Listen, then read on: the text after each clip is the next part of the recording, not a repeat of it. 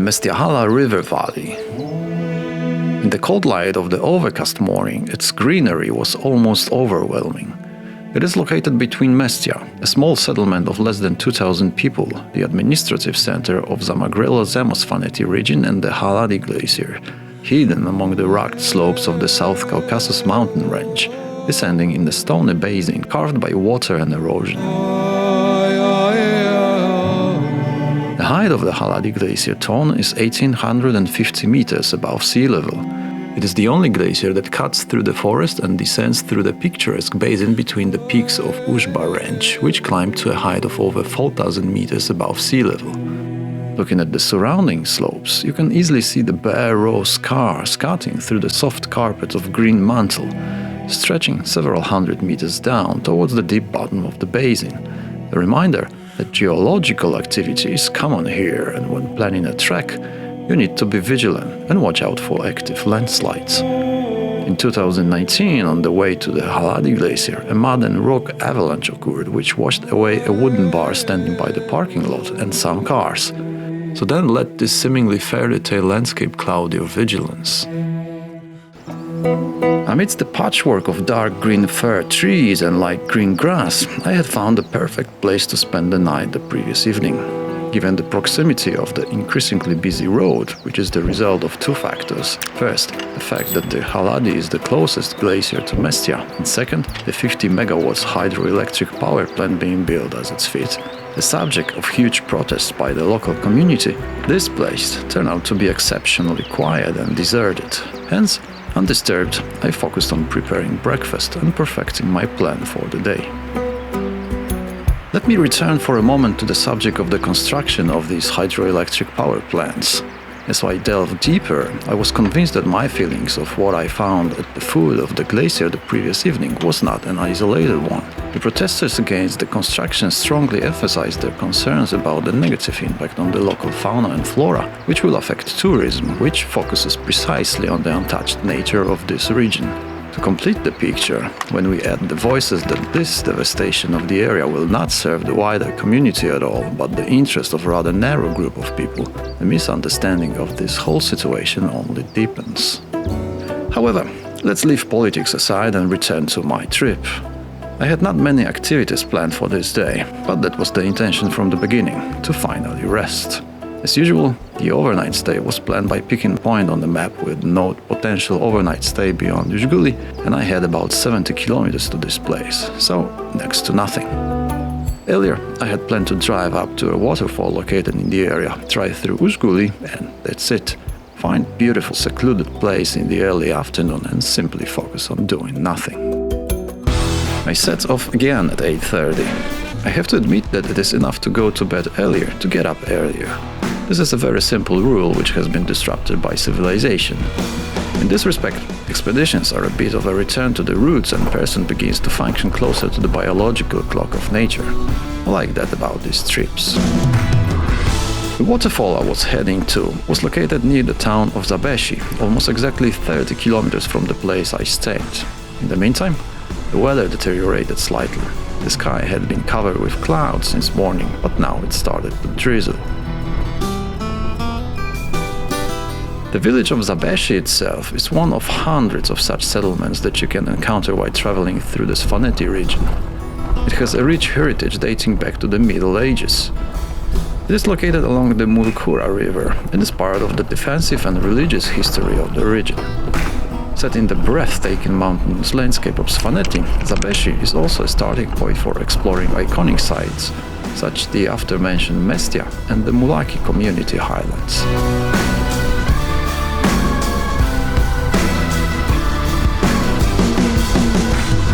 It took me a while to get to the place marked as waterfall. Navigation was sometimes unable to cope with a network of narrow paths, often part of the private homes. As I weaved between the medieval walls, I thought that Defender was the perfect size for an expedition camper. It may not offer the comfort of larger expedition vans, but for many of them the local paths would simply be inaccessible due to their size.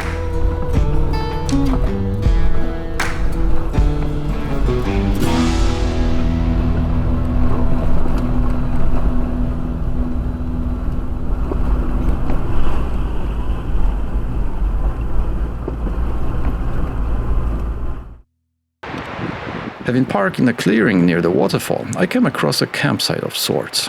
A banner hung on the fence announced the wide range of services that could be found here. Advertising is the lever of trade, they say. Through the sparse fence, I glanced at the potential campsite, and the only occupant in the place was this motionless horse. So motionless that I began to wonder if he was a prop too. Taking advantage of the fact that it had stopped raining for a moment, I went in a search for the aforementioned waterfall. The path, which was initially completely invisible and I wondered for a moment if I was going the right way, appeared a bit farther on in the form of a hiking trail tramped through the dense undergrowth. The Tviberi River, flowing along the eastern slopes of Gvalda massif, was on my right. It would seem that once you get to it, there's no way to get lost. There's no other way to move than along the stream, sticking to the trail. And yet, at some point, the path disappeared.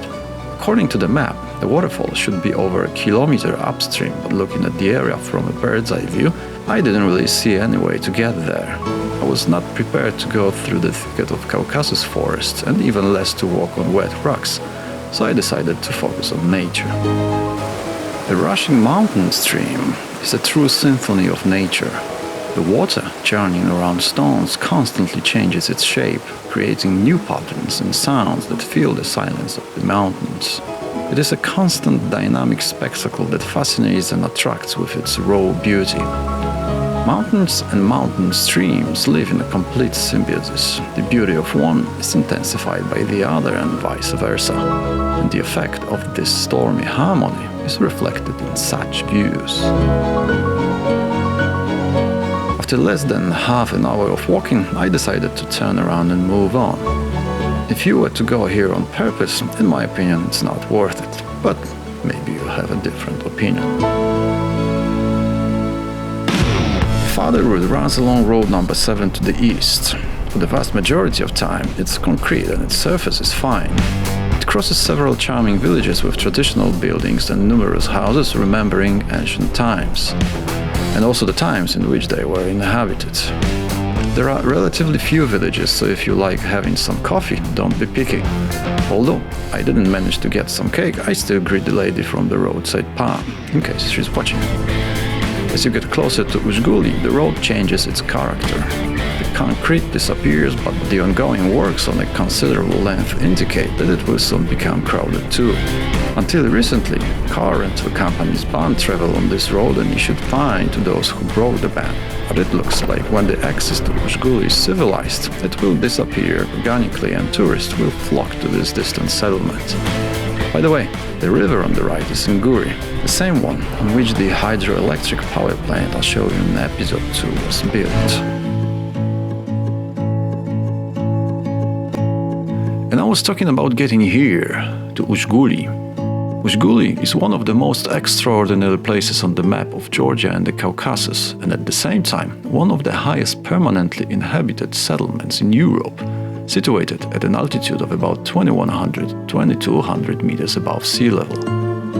I recommend turning right off the main road before first settlement and driving along the narrow gravel road between its buildings. Sneaking through the houses of Ushguli, you can feel as if the time had turned back centuries. Turning a blind eye of the orange SUV. Stone towers, remembering the Middle Ages, stand next to traditional ostery houses, creating a landscape almost unchanged over the centuries. The inhabitants of Ushguli are Svans who cultivate the traditions, language and culture. Due to its remote location and difficult access, life here goes on according to the rules established by nature and local customs. Every turn reveals another fragment of this closed community living in harmony with its deeply rooted traditions.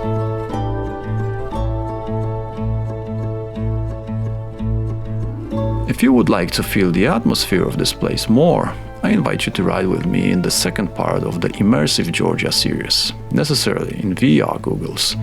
I guarantee that you will feel as if you were there.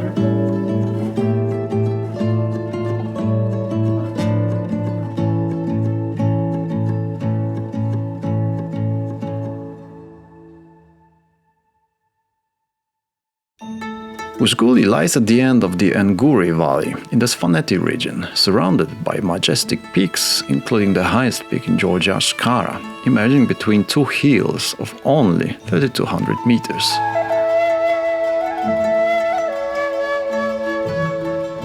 This place fascinates with the isolation and severity of the mountain landscape, which are at the same time a source of extraordinary peace and mystery. The architecture of Ushguli is unique and inscribed on the UNESCO World Heritage List, mainly due to the characteristic stone defensive towers from the Middle Ages, of which the village has several dozen. These impressive, often four-story structures served both a residential and defensive function, protecting the residents from external threats. The medieval towers have become a symbol not only of Ushguli itself but also as Svaneti, representing the Georgians' attachment to freedom and the defense of tradition.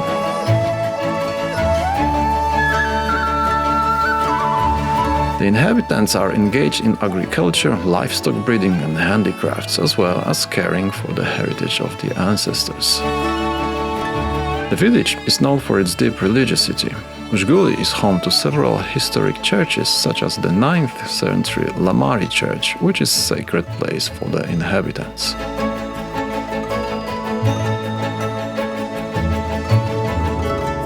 For travelers, Ushguli is a destination full of challenges, but it offers unforgettable views and sense of entering a completely different world. Picturesque landscapes, stone towers, lonely houses against the backdrop of monumental mountains, and the hospitality of locals create a magical atmosphere that will remain in the memory forever.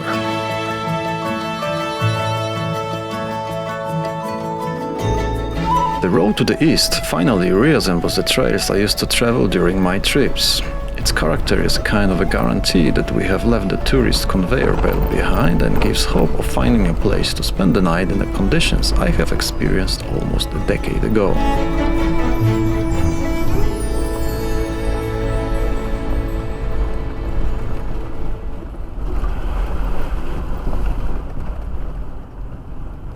The trail from Ushguli to the Shara Glacier is a picturesque, not very demanding route with a gravelly surface. The road is covered with coarse gravel and stones which require caution but do not pose any challenge. Sometimes you can come across a stream crossing it, which in such weather conditions does not pose any obstacle. This trail leads through rugged mountains landscape where there are views of the monumental peaks of the Caucasus, among which the most important and most attractive one stands out, the majestic Shkhara. While traveling this trail, you mainly meet hikers, sometimes local shepherds, and sometimes a popular means of transport in this part of Georgia, horses, which brought tourists here on their backs. All these elements emphasize the isolated, almost virgin nature of this place. Vegetation around the road changes with the altitude, from lower green meadows covered with wildflowers, through bushes and grasses to the rough, rocky areas closest to the glacier. The closer I got to this majestic mountain, the more I felt that I had to stop somewhere for the night here and take a closer look at this peak hidden under a soft cap of clouds. Shkhara, the highest peak in Georgia, rises majestically to a height of 3,193 meters, drowned in the cold of glaciers and dense clouds. Its towering, icy massif seems to be an impregnable guardian of the ancient lands of Svaneti, attracting daredevils and pilgrims eager to feel the power of the Caucasus. According to the local legends, Shkhara was a place where ancient gods and nature spirits intertwined their fates with the fate of people. It was believed that the mountain guarded mysterious power, and climbing it required not only courage but also respect. For most of the year, the climate here is harsh. Winters are long and icy, while in summer the snow only partially recedes, leaving exposed rocks and magnificent glaciers. But just turn around and the severity of the bare ridges is replaced by the softness of the green tapestry lining the steep slopes, with frozen waves looking like an ocean set in stone, which has stopped in its mighty movement. There is a unique atmosphere around Shkhara. Silence, interspersed with the whistle of icy wind and the murmur of the mountain stream, gives it an almost mystical character. This is a place where nature shows its pure power, and every step reminds us of the imperturbability of the eternity of the Caucasus, which towers over human history and time. The possibility of reaching the glacier area by car theoretically ends at small parking lot, from where the rest of the route to the glacier town is covered on foot.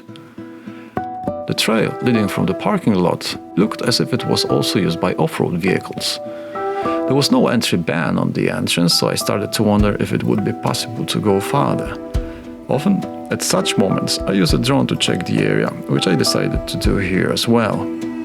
As you can see, I'm not focusing on smooth shots. This is a purely technical flight to give me an answer whether it makes sense to push on or not. Having learned from experience, I do not get too excited seeing such pictures because I know that the view from the drone will flatten the terrain significantly. You can't see deep holes, high drops seems to be insignificant unevenness. You can't judge the depth of the river from this perspective unless you can actually see the ford. And the stones scattered on the bank, which in reality don't allow you to drive on them, look like fine gravel. And you can't see the stones hiding in the thick grass, and often, if you can see, it's hard to judge their size. The height of the grass itself is also impossible to be precisely determined. Finally, something that may initially look like car-tire tracks may simply turn out to be tramped ground by people or horses walking side by side. Looking at this trail, I began to suspect that it would be not possible, but the vision of setting camp somewhere in this clearing overshadowed my common sense, and I decided to take a risk. And of course, reality proved to confirm my suspicions. I reached more or less the point where the trail began to rise. It was definitely not the trail that I should have continued on. For someone more stubborn, moving in a lighter off-road vehicle or ATV, farther driving would probably be possible, but first of all, I tried to avoid unnecessary risks. Secondly, I tried not to drive around the terrain senselessly. I'm also aware that for hikers or horse riders, my car at this point was already something that probably bothered them. And although it is often impossible to reconcile the vision of travel of hiking enthusiasts with us who prefer overlanding, I do try to put myself in their shoes from time to time and be tolerant of potential complaints. Nothing like that happened here, even though I passed a few people on the trail, which, as you can see, was not really a trail intended for cars. But pushing higher seemed pointless to me, so I decided to return to the clearing I had noticed earlier.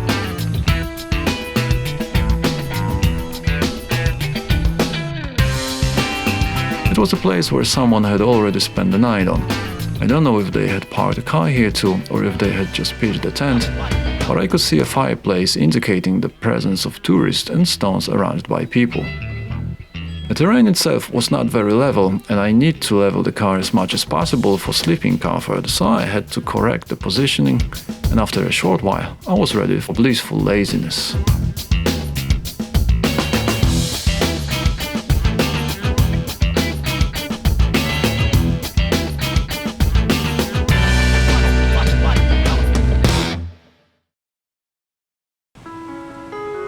The moment has finally come. Surrounded by the beauty of untouched nature, with the sun slowly breaking through the layer of receding clouds, I embraced the moment of calm, listening only to the sounds of insects flying by and birds calling from time to time, for which the background was the constant noise of the Ushguli River that was being born in this place. You can look at the mountain landscape for hours. Practically, with every minute, with every gust of wind, whose invisible force sets these fleeting layers of water vapor in motion and animates the dance of light and shadow, the landscape changes. In addition, the monotony of the sounds is hypnotizing, and I have the impression that there are few places in the world where a person can relax like this. The majesty of the mountains has always aroused my respect. Shrouded in mist and crowned with snow, they emanate timeless power, being a symbol of the strength and mystery of untamed nature.